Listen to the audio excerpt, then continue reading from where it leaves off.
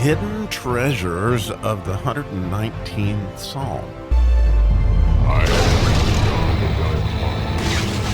Oh, how precious, precious is the verse that we get to dig around in today. And I think this may be one of my favorites, but of course, I say that every morning as I do these. I just land these places and go there. But this one I use quite often as I've memorized it in a spiritual warfare settings. In other words, I feel myself being tempted, and this one gives me great hope. It is verse 36 of the Psalm itself, but it is the fourth verse in the hey section. So it's really amazing to me, obviously, that God would express that word hey, is that this is the expression. And here we're hearing what I believe to be the fourth anointing of the letter hey, which would have to do with might and strength.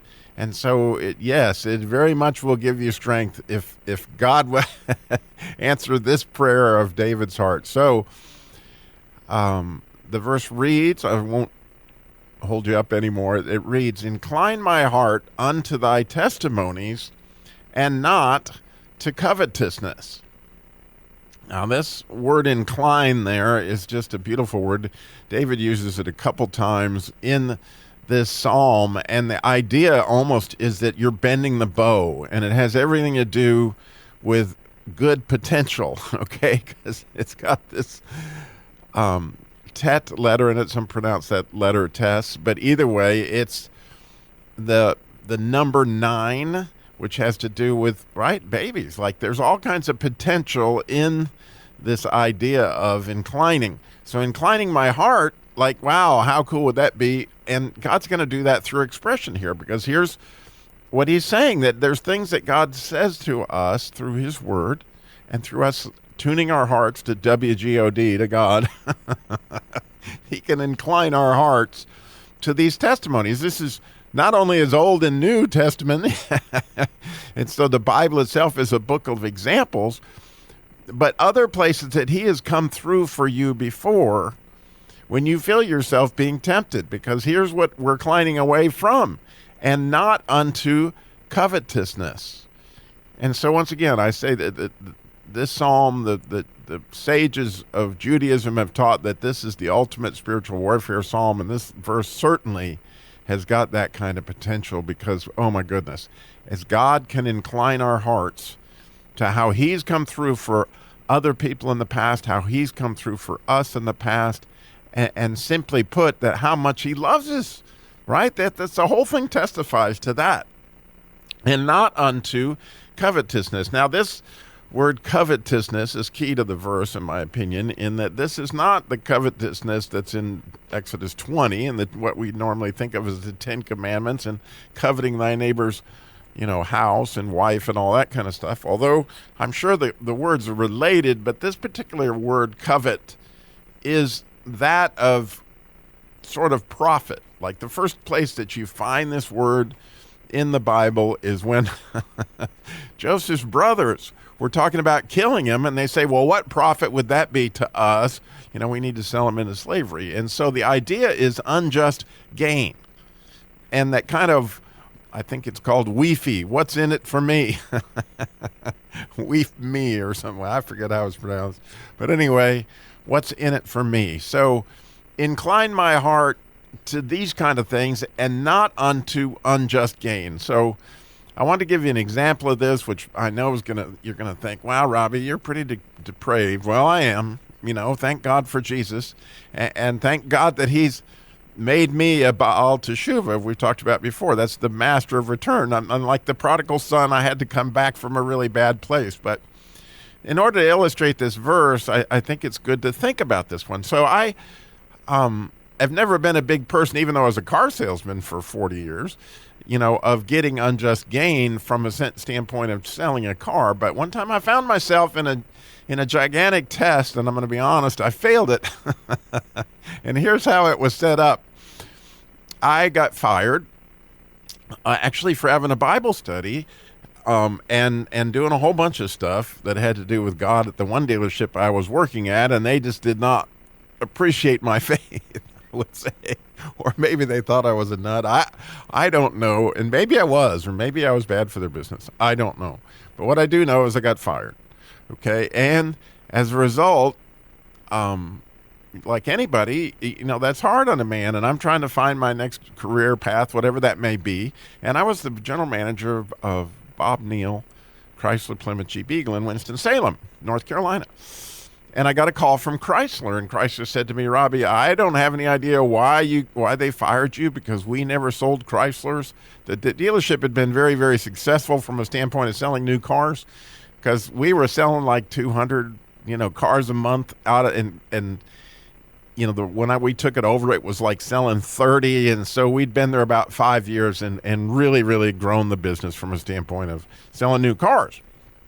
Probably not to the point of profit that the owners would have wanted, so maybe that had something to do with it. But nonetheless, what happened was Chrysler said, if Robby, if you will buy this dealership that is right near you, where you live in Clemens, North Carolina, we will get you the money. And I was like, well, I don't have any money. And they were, oh yeah, we're gonna help you get it.